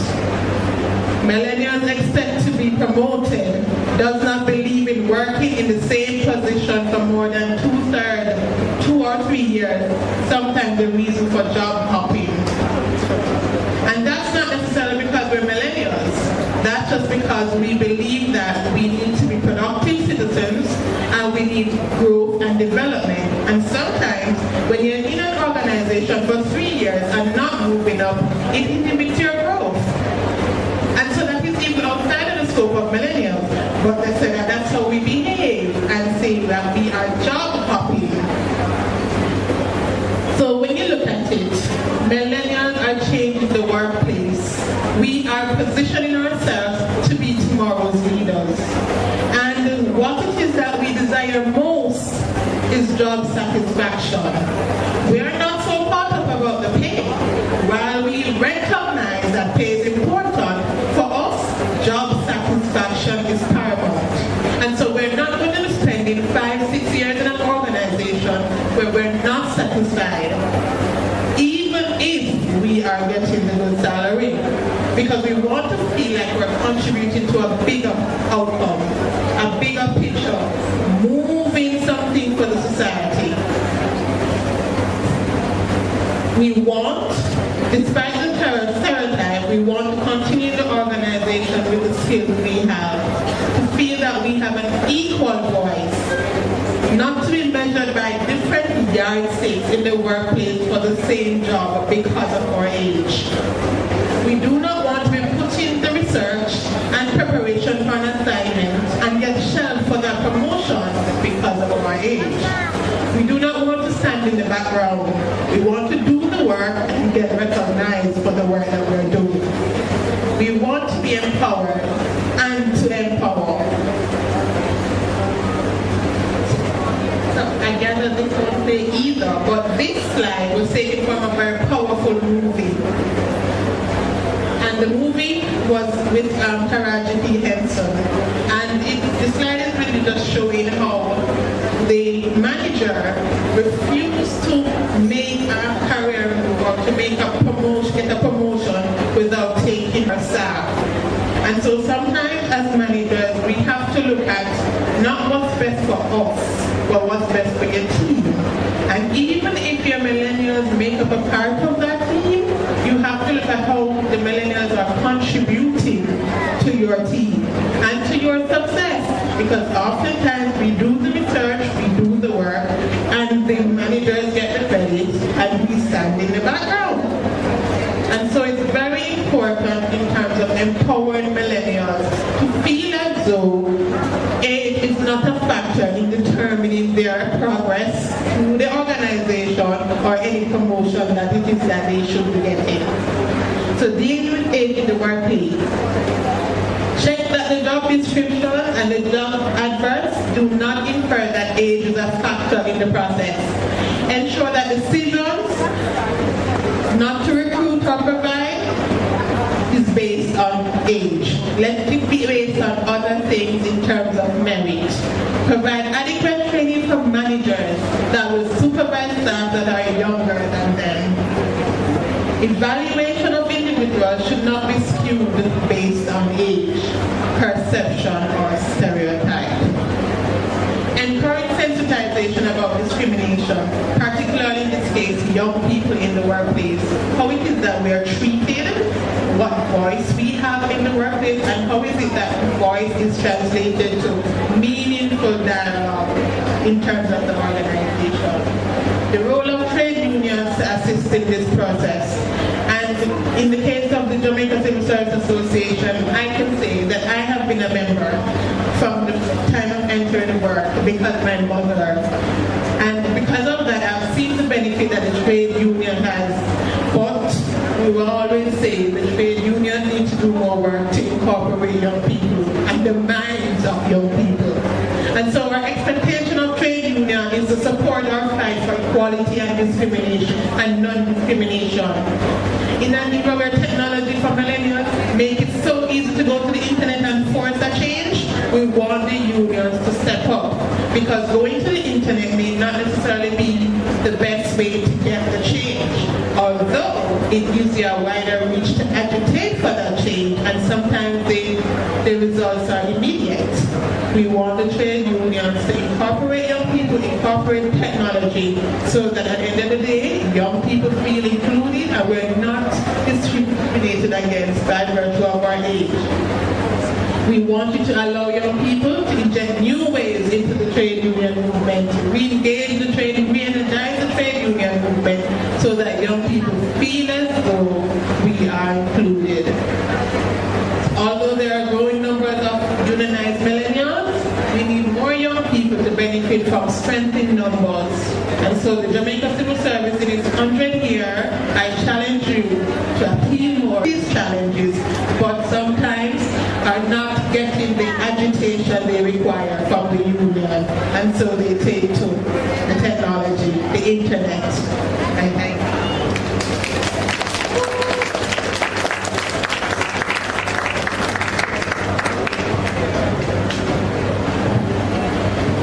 Correctly? Tisha, thank you so much. No? Okay. All right, so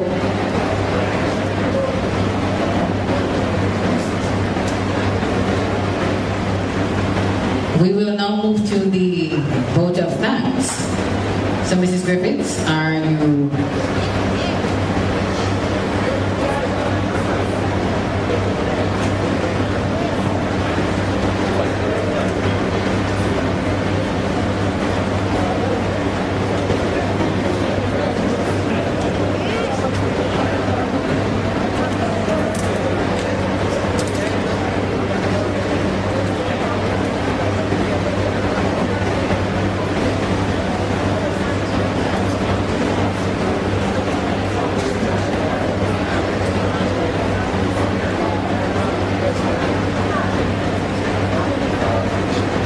Okay, Mr. Graham.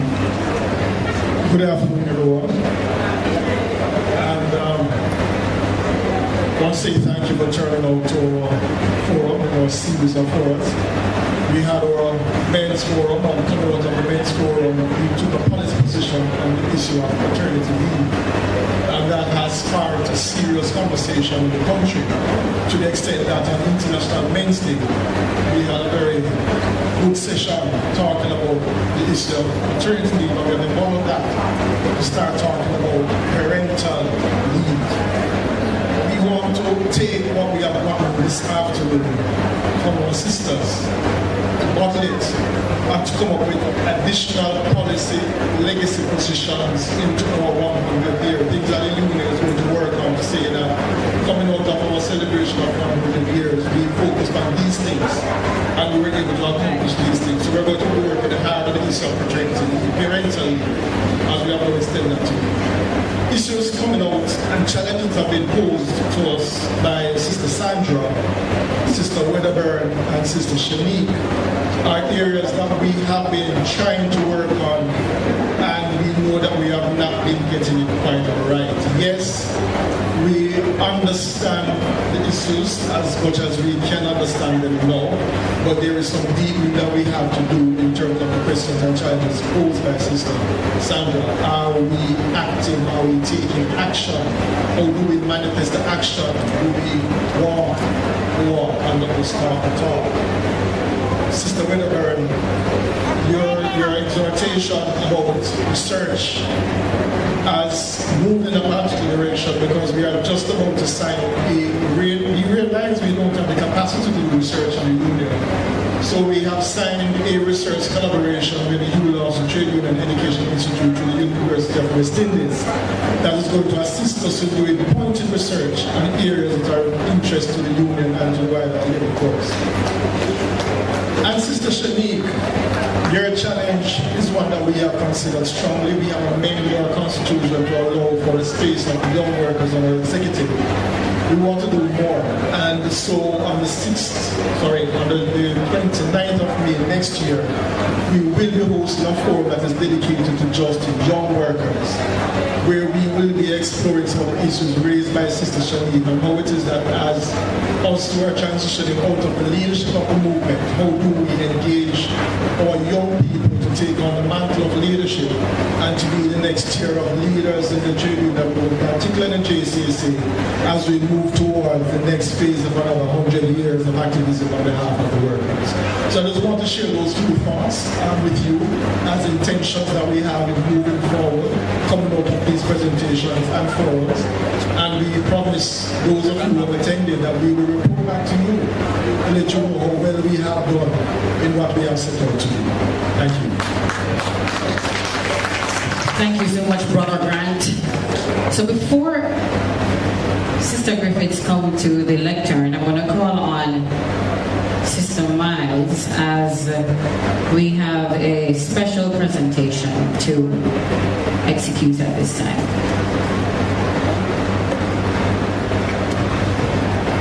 Afternoon again, ladies and gentlemen. I'm going to ask Sister Sandra Cameron to make a presentation to Sister Sandra Messiah. Sister Messiah?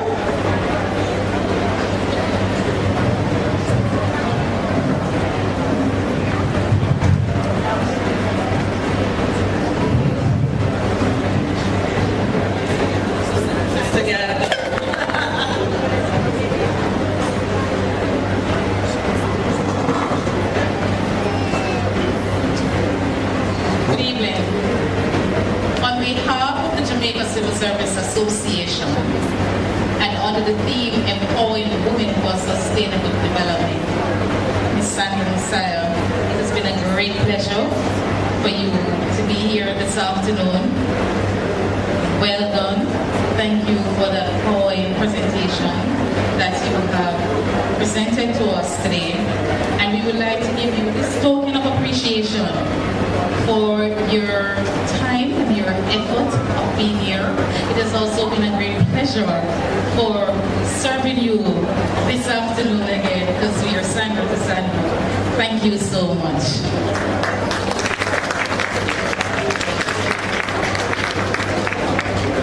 Thank you very much, and I think I can actually say this is just part of what I normally do, and I am looking forward to working closer and doing some more work with you at the JCSA. Thank you very much.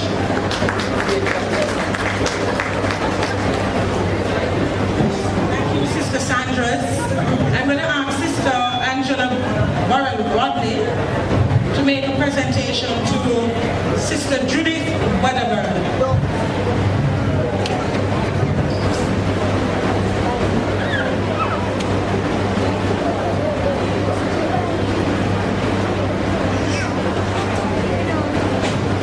Ms. Wedderburn, on behalf of the Jamaica Civil Service Association, in particular this year, the Women's Forum of 2018, I'd like to thank you for responding to the call to come and share with us tonight.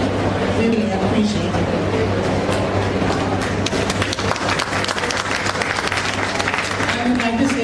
very much to all members of the association who have worked hard to make this function a possibility. You said it was my pleasure and honor to share with you, and you know that I'm ready to do it again anytime. Thank you so much, sisters. I'm going to invite Sister Yvonne Jackson to make a presentation to Sister Shanique Graham. Good night, brothers and sisters. Happy to be here tonight. Sister Shanique, you know we have worked you a lot. And we are most delighted this evening to have given you this very small token of what you have done for us in this Women's Forum 2018. We thank you. We thank you, and I know you will do it again for us. Thank you.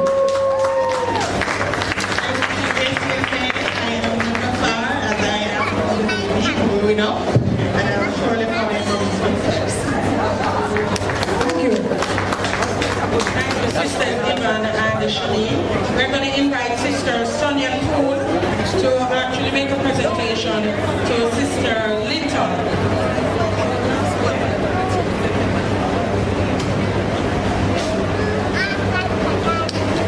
Sister Linton, on behalf of the Jamaica Civil Service Association, it gives me great pleasure to hand you this token. I was really pleased to hear your presentation, and especially the part about going to the schools. And I must say that your credit union is one that has helped me, because all my children, I got the loan to send them to university. So, on behalf of our members, we say thanks and wish you all the best, and may you continue to grow from strength to strength.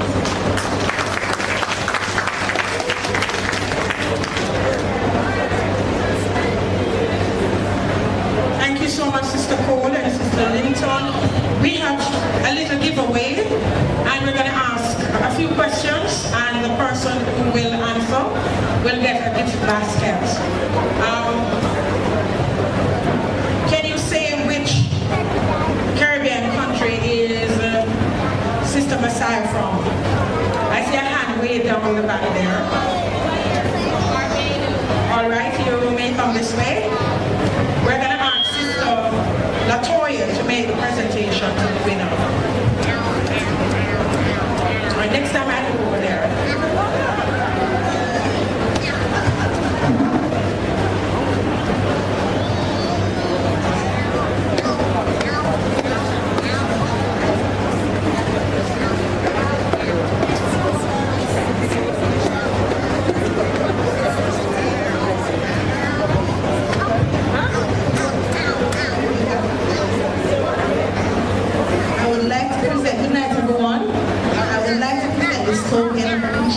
For your attempt to answer the question. On behalf of the Jamaica Civil Service Association, Women Forum 2018, yippee! Thank you. All right, another question. Quickly, what is the title of Sister Shanique Graham? The title, Miss Waldman over there.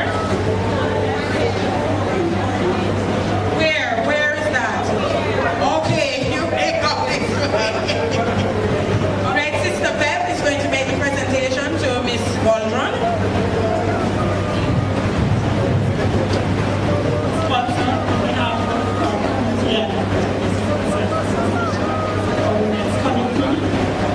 We want to present this gift to you and it's also a conference of Chris Kelly, one of our partners, for the function, for the forum. We hope you'll enjoy everything that is in there. Thank you. We have to give away. Anybody knows my name? You all work with me, go away. All right, I want you to name the main sponsor for our Women's Forum tonight.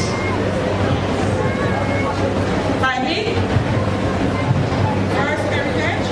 No, it is not First Heritage.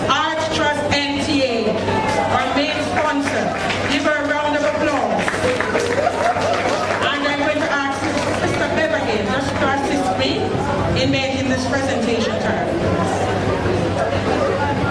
She says they are the persons who put on her face and did her hair for her. Let us give them a round of applause.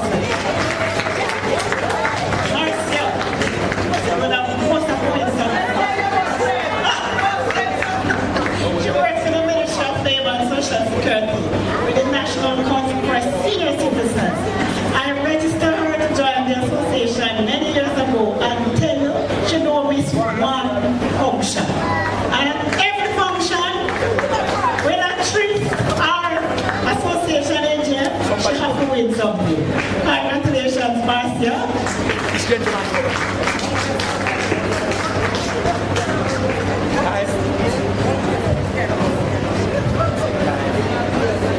Why, Sister Marcia, your face and everything on you turn up though, man. Eh? I'm telling that you can represent Heart Trust NTA. You know, what did you do? You did your makeup. I saw you do some barbering thing, right? You put on some curls in your hair. You put on the color too? No, put on the color. No, come back, Sister Marcia. Come back. Because you come prepared to Monday, you know. So come here, Sister Marcia. Oh, praise him, Sister Marcia. Sister Marcia. So tell me now. So you did your makeup. What else? Here. Right, then put a little shimmer in your hair. Oh, you put on sides in the head side. Line up. That's what they call it. Line up. Sponge up the top. You never get the finger. You got the massage. Oh, come on. Time up for you. But Sister Marcia, you look like you go through every service over there now. Are you telling me? But like, clap her, man. Clap her. I trust you. You really did a good job. Sister Marcia, I'm only saying that they enhance your beauty, you know. I just want to make it clear. They enhanced your beauty. Thank you. You're welcome. Well, I love the vibe coming from our audience. And of course, again, I'm going to call on Sister Tisha Clark. What about question and answers? Oh, and you have that for the panel? Would you like to pose a question? Okay, so I'm going to ask you to state your name, where you're from, which organization, and if you had, access any services from the Heart Trust NTA, or if you have any public service announcements you'd like to make. That's quite a bit to ask. Julian Peruda, second Vice President, and also substantively Divisional Director of Industrial Relations and Allied Services in the Ministry of Labor and Social Security. I want to applaud the presenters tonight because I believe that such a forum is long in coming and it is something that is extremely necessary. I want to reflect on some of the discussion. Our sister for very many years, Sister Sandra, spoke about what I am paraphrasing as affirmative action. I heard Sister Sandra say not just tea parties, and I'm sure this is not a tea party. So out of this should be some affirmative action. I heard Sister Judith speak about the disparity and the need for gender equity and talk to us about what equity will mean. And I heard my own, I don't know if I should call her the sister or daughter of the trade union, speak about the challenges of the millennial and issues of discrimination. Now, the Jamaica Civil Service Association is approaching its centenary. With the ILO, it celebrates that centenary in 1990 we founded, so 2019 in the 100th year. Now, the question I have is that as an association, we have had many women in the trade union movement. I am very sorry that our sister Helen Davis-White from the Confederation of Trade Unions couldn't be here today.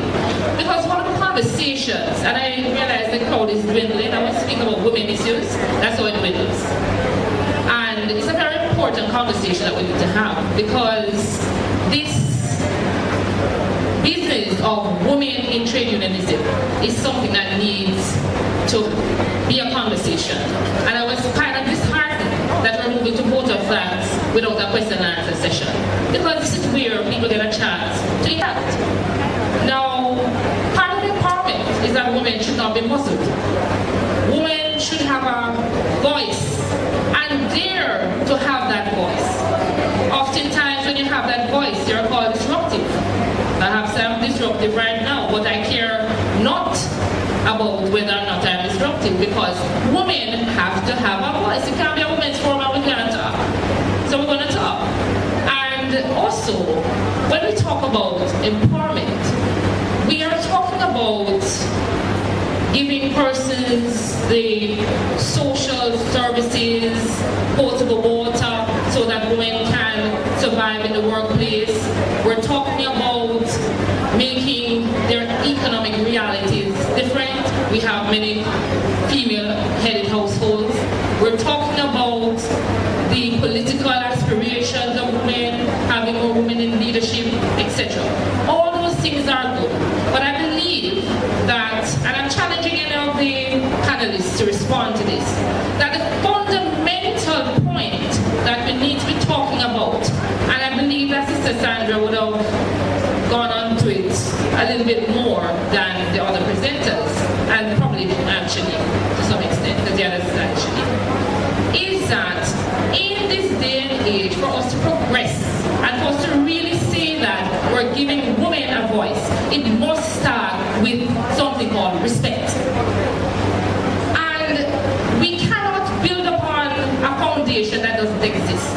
As a society, if we're talking about the changing world of work, the future of work, and having an inclusive future for women, we must start with respect.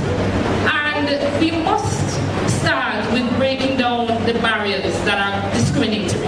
I saw, Shanique, you had a whole slew of areas of discrimination. And we have to face the facts of the discrimination that happens in society. Oftentimes we might say, oh, the problem is over there. I believe another pillar, fundamental pillar that we must have, is that we must have introspection. As individuals, we need to look into ourselves. What are we doing? How do we make that internal change, and then we make that external change? We cannot blame it on the society. It starts with us. We have also, as organizations, as businesses prepare for the future of work, women are more in terms of the workforce than men. Yes, it is not about one taking over from the other. But we must recognize that as organizations, you have to look at what are your policies in your internal organization. Are they discriminatory? If they are, that is where we need to start. And tonight, that is the kind of charge I want for this August body of 100 years. In 1838, the women were voiceless coming out of slavery. The first labor law that spoke about women in the world of work was in 1942. 104 years. This association next year is 100 years. Are we going to wait for 104 years to also recognize in the public service the needs to break down those barriers that are constraining women, that are barriers for the empowerment of women? So I believe that there should be some affirmative action.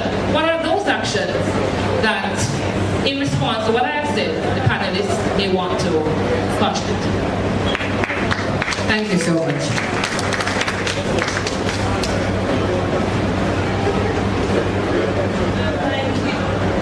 Thank you, Sister Jillian. I'm kind of toying with something here in my head, because I always hear this thing about women must have a voice, and we have a voice. The thing is, people don't listen to me. I've come to that conclusion that there are many instances where we say things or we ask a question, and in many cases as though we haven't said anything. But then when it happens, somebody else, and I won't say who necessarily who it is, but somebody of those statements or those ideas. So I think the first part of it is for we all to listen to each other. And also this thing of, we've heard this term mansplaining. Many times I've sat in rooms at some meeting or other and I am about to say something and then, you know, you get this thing where somebody explains what I want to say or thinks that they know it better than me, although it's my everyday word. So I agree with you on the introspection on the level of the individual, introspection on the level of the organization. And when I say the organization, I'm not talking only about the head or the visible leaders, but the different levels of leadership within the organization. And while we love to boast about how many women we have in our various groupings and organizations, is it reflected in the leadership, in the people who are put forward, in the way in which we design our policies? Are people really listening to us? Or are we only focusing on the visible ones? And how do we change that? And it's going to be uncomfortable. But as we saw, people like to always refer to what happens in the US, as we saw last week, it is when things get uncomfortable that those who get angry step forward and make the necessary changes. And that's why I asked the question, are you angry? What are you angry about? And if you're angry, do something about it. Take your points very well. And I hope that you will take up the mantle of mentoring some other young women and also pushing for those changes. So I want to emphasize two things that Mr. Sandra said, the business of reflection. We each need to do that. We have to be honest with ourselves. I really mean that. Say, are we doing what we said we were going to do? And if we don't do it, why not? That's the first thing. The second thing is, I made a brief reference to what we call full citizenship rights, including the right to voice. And to know that we have a right to voice. Nobody will give you that right.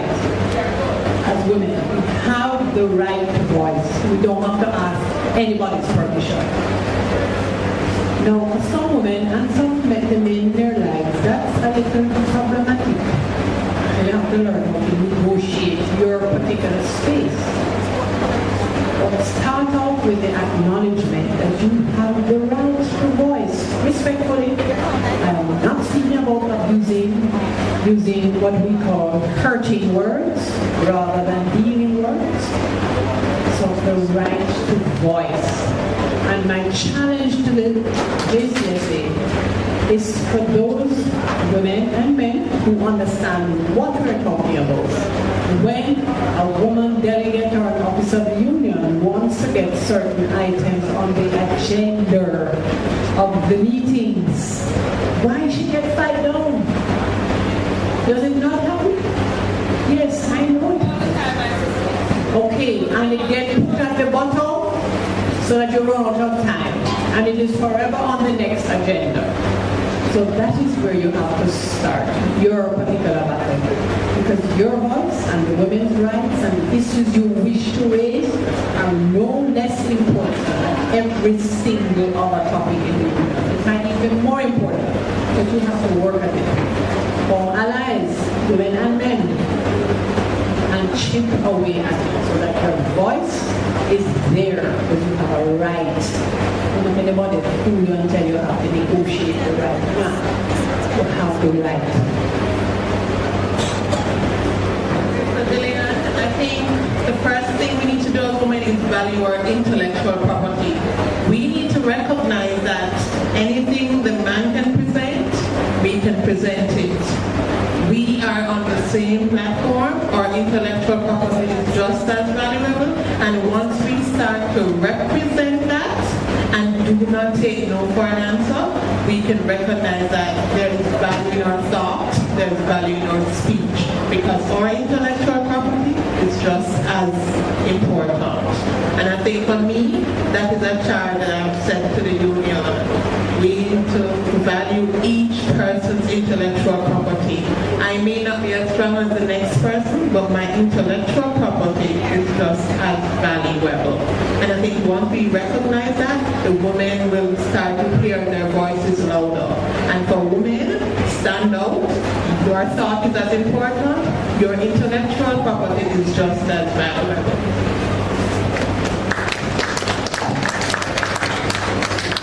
Do we have any more questions?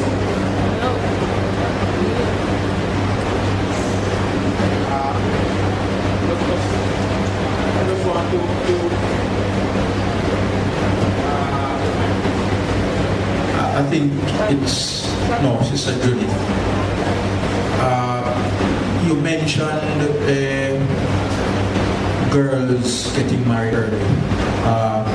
And you did mention some protests made at the UN level. But I want to know at that level, at the level of the United Nations, which has the power or has the authority to do something about this problem. What is the discussion like? What is the next step that has been identified? Well, first of all, when our countries sign on for UN convention, it's not legally binding. Yeah? So, and the data that I showed on those graphics is the UN's way of putting the issue out there in the public domain. So what happens, like Sister Sandra made the point about when the unions go to present their alternative report, whether it's to CEDAW or to the Sustainable Development Program, the union's voice is the one that should say, you know, what the government claim it is doing is not what's happening on the ground. That's where your voice comes, right? So the UN uses their ability to access data to show countries, member states, that it's not right. It will encourage you to enforce your own legislation, because a lot of it has to do with our own legislation and our failure to implement. We have laws, enough laws, don't it? And the weakness is implementing and enforcing them. So I'm challenging the unions to choose whichever one that is you can work with best, to have the information best. Claim it as your own and work on it. Work on it, because the union's voice needs to be out there in many spaces, many spaces. But you're right. What needs to be done about something like child marriages is the national governments and the civil society and the trade unions. With the UN, if you want, maybe not money, but the UN can give you data to support and the research that tells you what a child marriage to a 13-year-old, 15-year-old girl, how it destroys her life. That's accessible. So use it to build your case. All right? Any other question? No? Okay, so of course I want to thank you, Sister Gillian, for your hard-rocking question regarding to respect, introspection, and of course reviewing of the policy that would reflect women empowerment, and of course our brother Siebert, who would also speak to the fact that what we are doing in respect to child marriages at the UN level. And of course, panel, thank you once again for responding to the call. So at this time, I'm going to call on Sister. Why are you supposed to tired to hear me call you so much time? But don't worry, you'll forgive me. So Sister Clark Griffiths, would you please move the vote of thanks? Thank you, Madam Chair. Good evening, everyone. I know it's a long day, so I will just be as brief as I can be so that we can get out of here. First of all, I just want to thank the General Secretary for welcoming us this afternoon to such an auspicious forum. We thank also Sister Beverly Edwards for bringing the prayer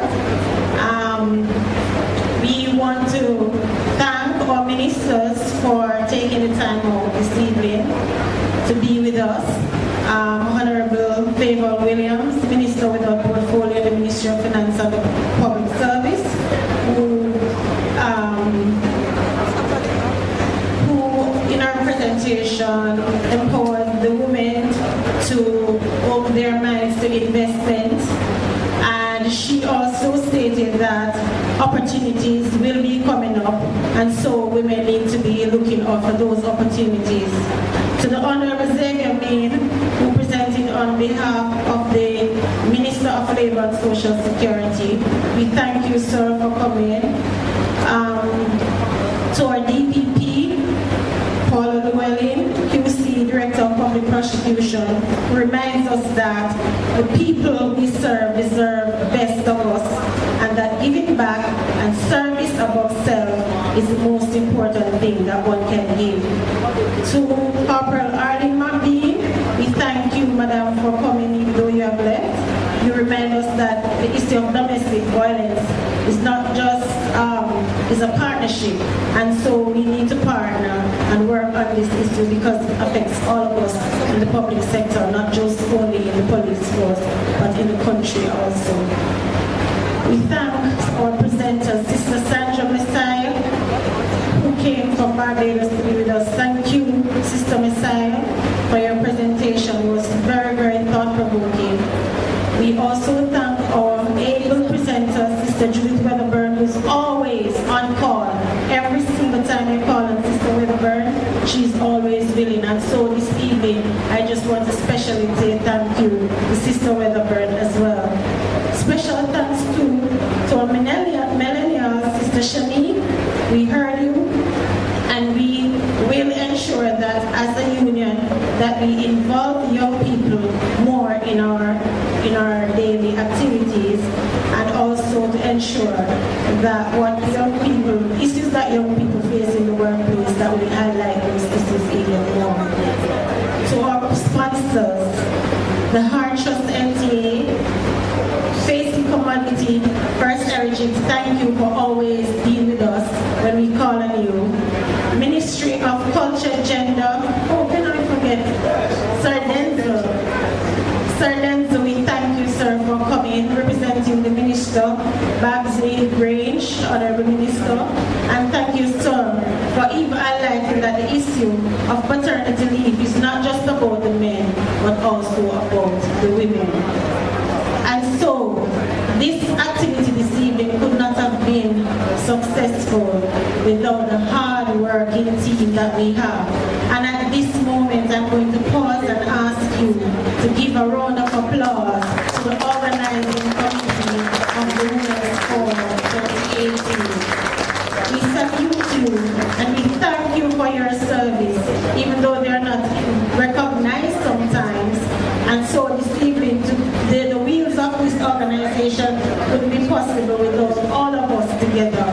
And so at this time, I know that we're tired, and so this time we're going to just stand for the national anthem. And after the national anthem, we'll just go to our right, where refreshment will be served. Special thanks also, I just want to also thank our women band for being with us.